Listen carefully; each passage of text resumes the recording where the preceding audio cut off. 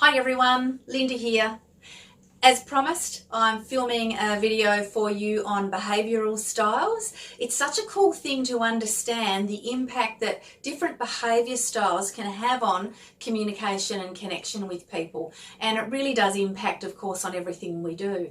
Now, you might have heard of personality profiling. This is a little bit different because we're talking about behaviour, not personality. In personality profiling, you probably hear things like the Myers-Briggs, and there are some other programs that deliver on personality profiles, and they would tell you whether you're an introvert or an extrovert, judgmental or perceptive, etc. And again, all very valid. Behavioural profiling is that little bit different. What I'm going to talk to you about is DISC profiling. So DISC stands for 4 key behavioural styles. One is dominant or direct. The other one, the I, is an influencer or inspirer. S is the stabilizer or a nurturer, and C is compliant, and that's also about people who are fairly technical. So I'm going to talk about those behaviour styles. Also, what I thought I might do is actually deliver this over a small series, so maybe 5 sessions or so. So we will have this one as an intro, so you'll get to understand a bit about what those behaviour styles are. Then I thought I would go through and unpack each one, the D, the I, and the S, and the C, just to give you a little bit more detail. So they will be shorter sessions. But I think it's actually more value in doing it that way and unpacking it. And in fact, we might even follow up at the end with a session on the type of reporting that you get when you do a behavioural assessment or a behaviour profile assessment, because it's super interesting. Anyway, just in terms of background for DISC profiling, so I run behavioural profiling in what's called extended DISC. Now, extended DISC looks at your natural style, so your natural behaviour style when you're in flow, and it also then looks separately at your adaptive style, and that's this style that you operate when you're under stress, or that how you behave when you're under stress, and they can be very different. And you know just from feeling it yourself that when you're in your flow state versus when you're in a stress state, that it's actually quite different. So we'll talk a little bit about that. Yeah, I can run extended DISC assessments. When we do an extended DISC assessment, there's like a 20-page report that comes out of that. So what would happen is that you would jump onto an online thing and you would answer a bunch of questions, and then behind the scenes all this churning happens. I don't know how it happens because I'm not that techie, but all this churning happens, and there are a whole lot of algorithms that then come up with a personalised behaviour profile for you. In terms of the profiles, they have an accuracy of around 88%. So it is a pretty high accuracy, and what I find when I go through the behaviour reports with people is that most of the things they go, oh my God, that is just so like me, it's crazy. So the reports are 20 pages. It goes through things like your natural style, your adaptive style. It looks at your motivators, it looks at your detractors, it looks at how you operate in a team, it looks at how other people experience you. And one of the key things that is super interesting when you look at your own behavioural profile is that it looks at things like communication, connection, training, managerial style. There's a whole bunch of stuff, and it looks at when you're in your flow state and when you're not in your flow state. When you're in your flow state, it's very energy efficient. So you probably know yourself, you go to work, you have a great day, you know, the time just flies and you get a heap of stuff done. And so that's when you're in your flow state, and it consumes the least amount of energy. So you can actually come home and you feel really energized after that type of day. The other state is where you're feeling a little bit drained. So it's behaviours that or work that you're doing that is actually consuming your energy. And so these reports show you what's energy efficient and what's not so efficient. So again, you know, those days when you come home and you think, I've been busy all day, I feel completely drained, I don't even know if I've got anything done, or it was the longest day in history, and you come home and you feel a bit crabby and you feel on edge, and you know that you need to do something that re-energizes you. So that's in that draining state. So it's really cool stuff. You can do all sorts of things with behavioural profiling. You can do it for teams, and you can do like comparative team profiles.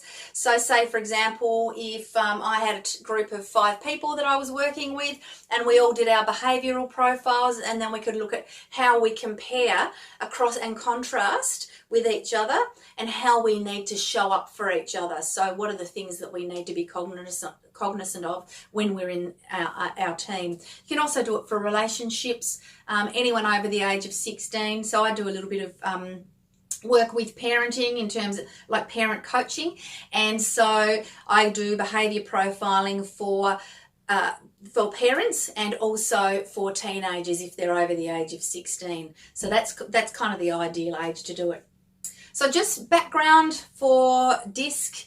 It was developed in, I think it was 1956, a guy by the name of Walter Clark.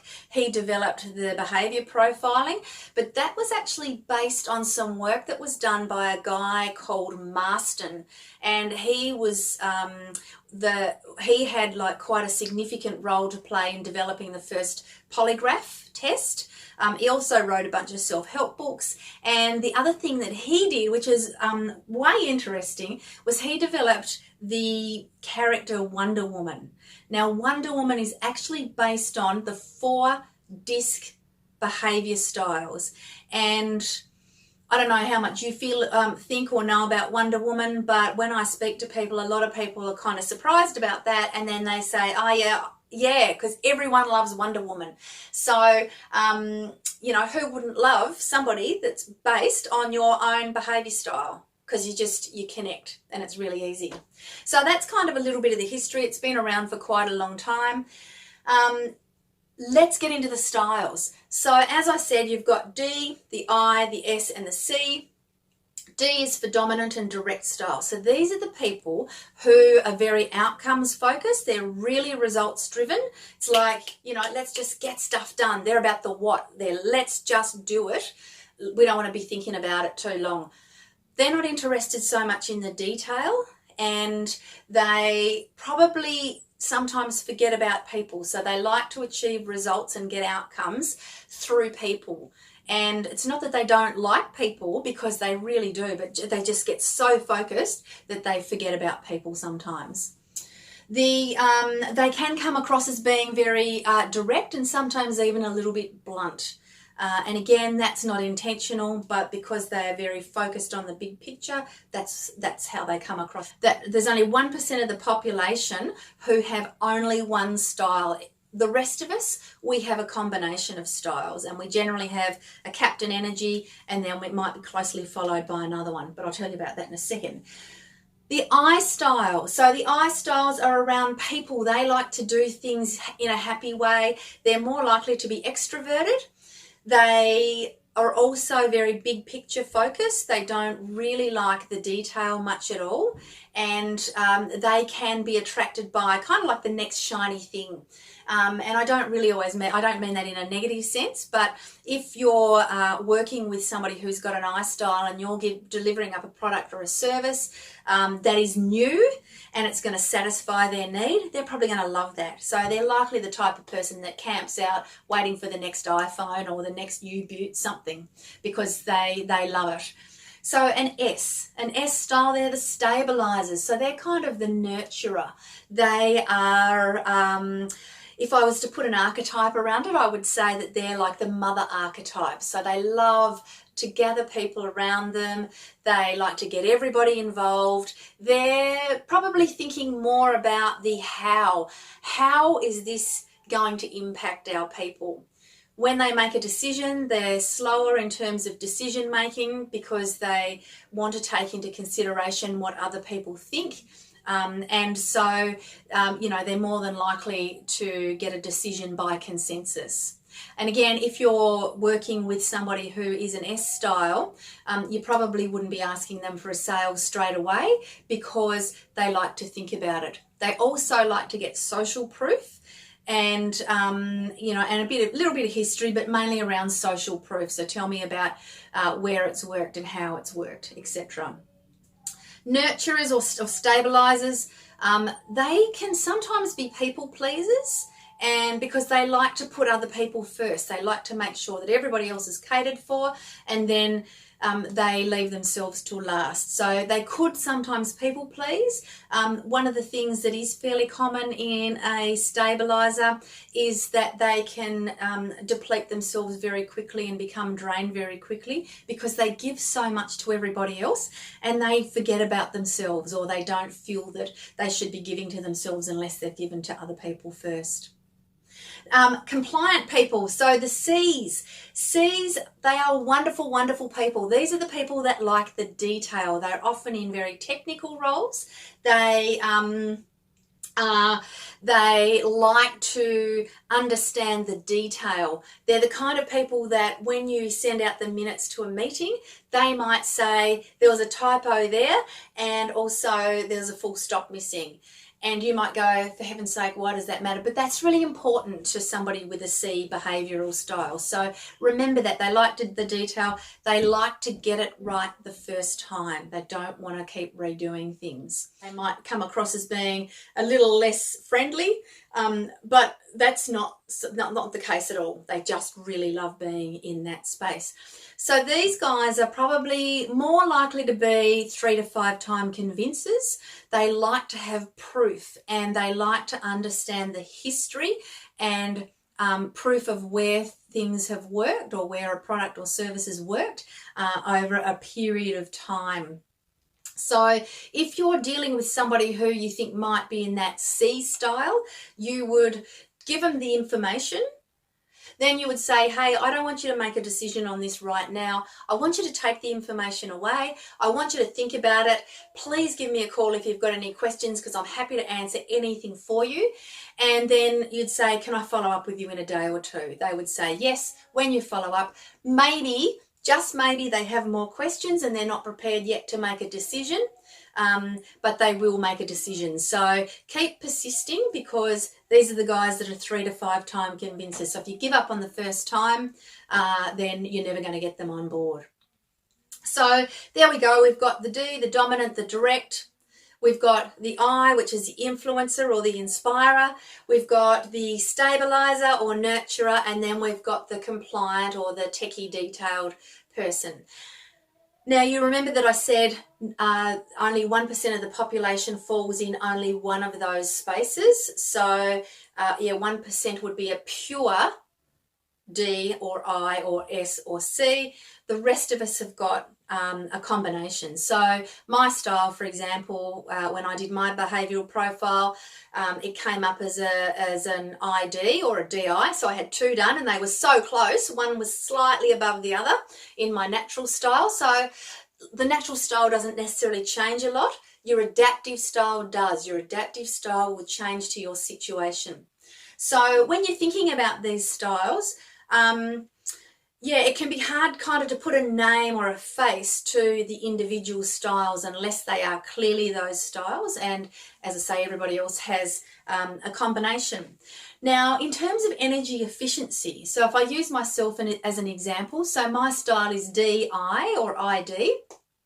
And so I feel I'm very energy efficient when I'm in my flow state and I'm working on something and I'm looking at the big picture. I love working strategically. I love getting outcomes. I am results driven, but I also like to understand people, and I like to get people as part of it, and I like to be able to do things in the most fun and happy way possible.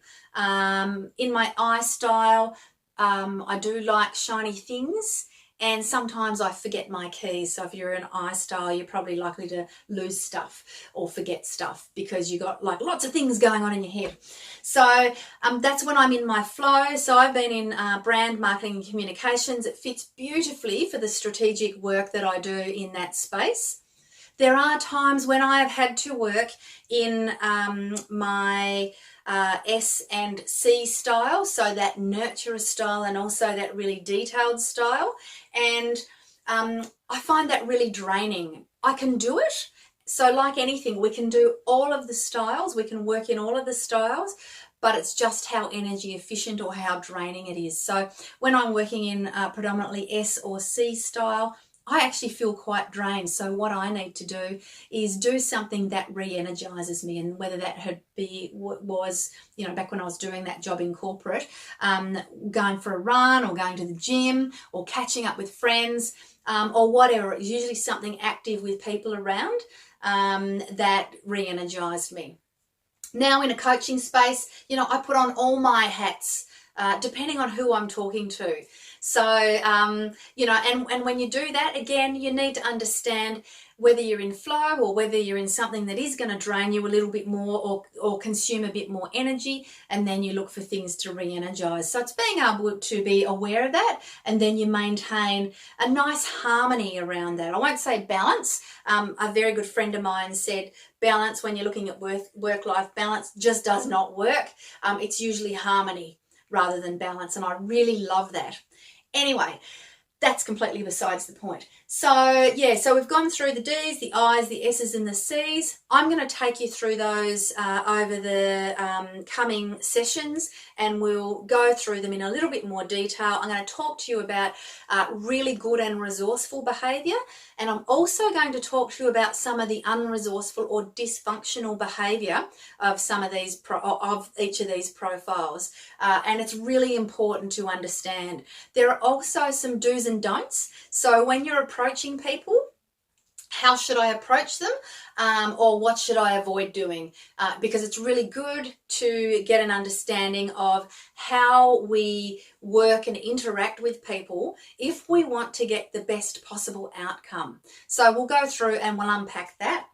And as I said, then I'll take you through one of the behaviour profiles, one of the reports. It's really interesting. It's absolutely worth having a look at because it really breaks it down, and you get a very, very clear picture of what your behaviour profile or somebody else's behaviour profile is. And as I said, you can do it with teams, you can do it with families, you can just do it as an individual. It's an incredible thing to do, because once you understand so much more about yourself, then it's so much easier to understand other people. Anyway, you can probably tell I love this stuff. It's really exciting. I'm going to stop it there, because otherwise I'm just going to talk and talk and talk and talk in my I style. And yeah, so I am going to catch up with you again real soon.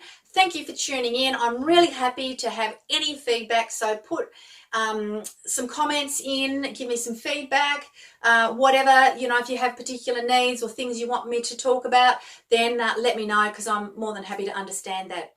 Have a good one. See you soon.